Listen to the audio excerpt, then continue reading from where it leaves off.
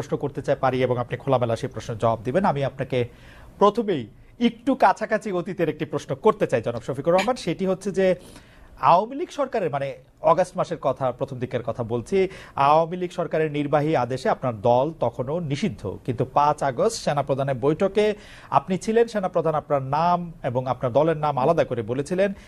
আমরা কি জানতে পারি সেনাবাহিনীর সাথে যোগাযোগ আপনার কবে থেকে শুরু হয়েছিল বা আপনাদের কবে থেকে শুরু হয়েছিল? আপনাকে অনেক ধন্যবাদ চমৎকার একটা প্রশ্ন করার জন্য। এই সময়টা ছিল খুবই ক্রিটিক্যাল এবং বাংলাদেশ ছিল একটা ক্রিটিক্যাল জায়গায়। আমি হঠাৎ করে পৌনে 2টার দিকে আমি ফোন পাই, আমার একজন নিকটাত্মীয় হয়েছে এটার জন্য সেনাবাহিনীতে চাকরি করতেন। তিনি আমাকে ফোন দিয়ে জিজ্ঞেস করলেন যে আপনি কোথায়। আমি বললাম যে আমি তো অমুক জায়গায় আছি। আপনাকে তো আমরা ট্রেস করতে পারছি না, অনেকক্ষণ ধরে আমরা খুঁজতেছি।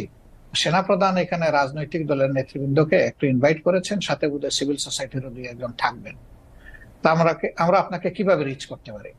আমি বললাম যে আমি তো অমুক লোকেশনে আছি, আর আজকের সিচুয়েশনটা তো সবার কাছে ক্লিয়ার, গাড়িগুলো চলছে কিনা আমি ঠিক ক্লিয়ার না, এখন কিভাবে আমি আসতে পারি আপনারাই বলুন।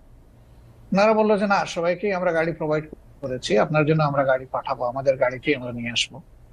আমি বললাম ওয়েল, তাইলে আপনারা আসেন, লোকেশন দিলাম, ওনারা শুরু করবো। আনফরচুনেটলি ওনারা এয়ারপোর্ট রোডে বের হওয়ার পরেই একটা দুর্ঘটনা ঘটে গেল।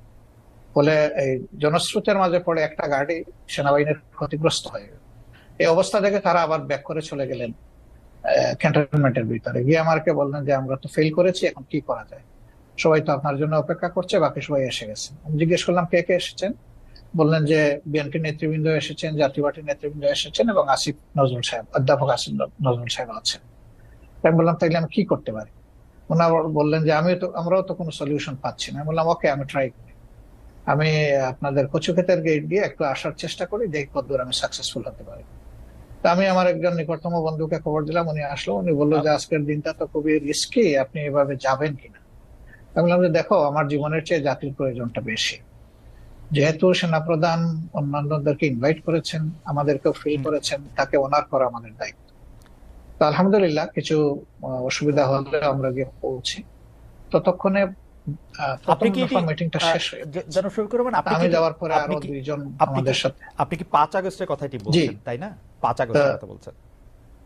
আমি 5 আগস্টের কথা, অর্থাৎ 5 আগস্টের আগে কি আপনাদের সাথে 5 আগস্টের আগে কি আপনাদের সাথে সেনাবাহিনী কোনো যোগাযোগ? আগে ওনাদের সাথে তো আপনার না, আমি ওনাকে সরাসরি ফিজিক্যালি চিন্তাও না এবং কোনো কথাও। আপনার কাছে কি মনে হয় যে আপনার একটা নিষিদ্ধ রাজনৈতিক দল, ওনার কাছের লোকেরা, জনাব শফিকুর রহমান, আপনার কাছে কি মনে হয় যে আপনার একটা নিষিদ্ধ রাজনৈতিক দল, সেনাবাহিনী প্রধান আপনাদেরকে আমন্ত্রণ জানাচ্ছেন আলোচনা করার জন্য, সেটি আসলে মানে কতটা যৌক্তিক বা কতটা গ্রহণযোগ্য? আপনার কাছেও কি এটি খুব গ্রহণযোগ্য মনে হলো? আপনার কাছে মনে হয় না যে এটা একটা ট্র্যাপ হতে পারে, এটা অন্য জিনিস হতে পারে? কারণ আপনি তো আসলে একটি নিষিদ্ধ রাজনৈতিক দলের আমির তখনও।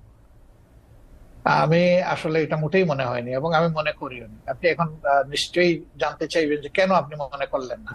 আমি মনে করি না এই কারণে, আপনি লক্ষ্য করবেন যে 1 আগস্ট যখন আমাদেরকে নিষিদ্ধ ঘোষণা করা হয়, তখন প্রেক্ষাপটটা কি ছিল? হঠাৎ করে বিনা মেঘে বজ্রপাতের মতো একটা ঘটনা উনি ঘটায় ফেললেন, তৎকালীন প্রধানমন্ত্রী। আমরা কিন্তু সাথে সাথে এটাকে রিজেক্ট করেছি এবং আমাদের সাথে সংহতি প্রকাশ করে বাংলাদেশের বিরোধী দলের সকলেই, বিএনপি সহ সকলেই কিন্তু এটা নিন্দা জানিয়েছে এবং তারাও এটাকে রিফিউজ করেছে যে এটা হলো ইস্যু ডাইভার্ট করার জন্য জাস্ট একটা কৌশল হিসেবে তারা ব্যবহার করছে, এটাকে কেউ গ্রহণ করেনি। কাজে আমাকে যখন দাওয়াত দেওয়া হয়েছে আমি এটা অস্বাভাবিক মনে করিনি। আমি মনে করেছি যে এটা জাতির প্রয়োজনে এবং আমাদের দলীয় সবই ঠিক আছে, এটা আমাদের রায়, আমি মনে করেই গিয়ে। জনাব রহমান, আপনার কাছে কি মনে হয় যে এই সরকারের সাথে আপনার একটা নিবিড় সম্পর্ক রয়েছে? বা অনেকে এটাও বলে থাকেন যে আন্দোলনটি হয়েছে আওয়ামী লীগ সরকারের বিরুদ্ধে, অবশ্যই আওয়ামী লীগ সরকার ফেসিস্ট একটি সরকার ছিল, যে সরকার 15 বছর ধরে মানুষের গণতান্ত্রিক অধিকার হরণ করে রেখেছিল, কিন্তু এই সরকারের বিরুদ্ধে যে আন্দোলন হয়েছিল সেই আন্দোলনে কি জামায়াত ইসলামের একটা বড় ভূমিকা ছিল? এই সরকার যারা এইটা করতে এসছে তাদের কি আসলে, তাদের সাথে কি জামায়াত ইসলামের একটা অনেক নিবিড় সম্পর্ক রয়েছে? কেন আমি এই প্রশ্ন করছি একটু আমি বলে রাখি। আমরা কিন্তু দেখতে পাচ্ছি ঢাকা সহ বা মানে ঢাকা, যদি আমি স্পেসিফিক আমরা কিছু নাম বলি, পাবলিক ইউনিভার্সিটিগুলির উপাচার্য পদে বা অন্যান্য অনেক কি পজিশনে যাদের নিয়োগ দেওয়া হচ্ছে, অনেকেই বলছে তারা আপনাদের লোক। এই সরকারের মধ্যে জামায়াতে ইসলামী সবচেয়ে বেশি ডালপালা মিলছে বা সবচেয়ে বেশি প্রভাব বিস্তার করছে, এরকম দেখা যাচ্ছে, মনে হচ্ছে। ওয়েল, আপনি যেটা বলেছেন সেটা আমি এইভাবে দেখছি না। আমি দেখছি যে উপদেষ্টার মহোদয়দের সাথে আমাদের একদিনই কিন্তু ফর্মাল সিটিং হয়েছে। পার্সোনালি কারো কারোর সাথে সম্পর্ক আছে, তাদের সাথে হয়তো পার্সোনাল লেভেলে কথা হয়েছে, কিন্তু ফর্মাল মিটিং আমাদের একদিনই হয়েছে, যেদিন প্রথমে বিএনপি কে ডাকা হয়েছিল, তারপরে আমাদেরকে, এরপরে অন্যান্য দলকে একত্রে ডাকা হয়েছিল। 3টা স্লটে তারা কনভারসেশন করেছিলেন বা ভিউজ এক্সচেঞ্জ করেছিলেন। তা আমরা সেখানে একটা কথা বলেছিলাম যে এখানে ব্যাপক সংস্কারের প্রয়োজন হবে, 15.5 বছরের অনেক জঞ্জাল সৃষ্টি হয়েছে, এটা তো ক্লিয়ার করা লাগবে। তা আমাদের কথা একটাই থাকবে যে আপনাদের দৃষ্টিতে যারা ইফিশিয়েন্ট, কম্পিটেন্ট এবং স্মার্ট এবং এই দায়িত্ব পালনে যারা সক্ষম, তাদেরকে আপনারা বিভিন্ন জায়গায় পদায়ন করবেন। আমরা কোনো নির্দিষ্ট নাম আপনাদের কাছে রেফার করতে চাইনি, এটা আপনাদের নিরপেক্ষ বিবেচনার উপর, বিবেকের উপর আমরা ছেড়ে দিলাম।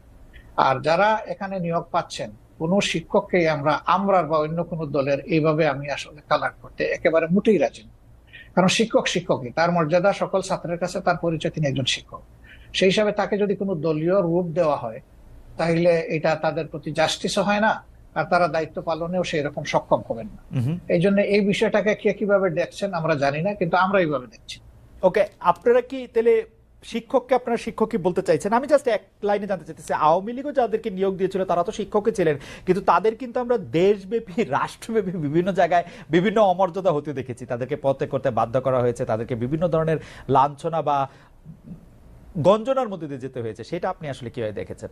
জামাত ইসলাম কিভাবে দেখেছেন? আমি কিভাবে দেখছি সেটা একটা ইম্পর্টেন্ট প্রশ্ন। যারা শিক্ষক হিসেবে তখন বিভিন্ন পদে দায়িত্ব পালন করছিলেন, কেউ বিসি ছিলেন, কেউ প্রো বিসি ছিলেন, প্রক্টর ছিলেন, স্ট্যান্ড প্রক্টর ছিলেন, প্রভোস্ট ছিলেন, এই ধরনের বিভিন্ন বিশ্ববিদ্যালয়ে যে কাঠামোটা থাকে, প্রশাসনিক কাঠামো। কিন্তু আমরা সেখানে কি দেখলাম? আমরা সেখানে দেখলাম যে বছরের পর বছর সেখানে একটা ছাত্র সংগঠন দাপিয়ে বেড়াচ্ছে, সবকিছুতে গণরুম সৃষ্টি করেছে, মানুষ পিটিয়ে মারছে, ঠান্ডার মধ্যে রেখে দিয়েছে ফেলে। সেখানে সে নিউমোনিয়া আক্রান্ত হয়ে একটা ছেলে ঢাকা বিশ্ববিদ্যালয়ের মারা গেল। তারপরে বুয়েটের আবরারের যে ঘটনা, অত্যন্ত নৃশংস ঘটনা।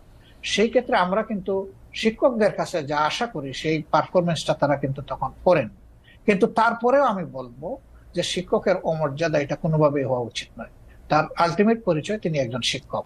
তিনি যদি তার কার্যকলাপের কারণে তার নিজের শিক্ষার মর্যাদা নষ্ট করেও থাকেন, তবুও শিক্ষককে কেউ অমর্যাদা করুক, এটা আমাদের মোটেই পছন্দ না।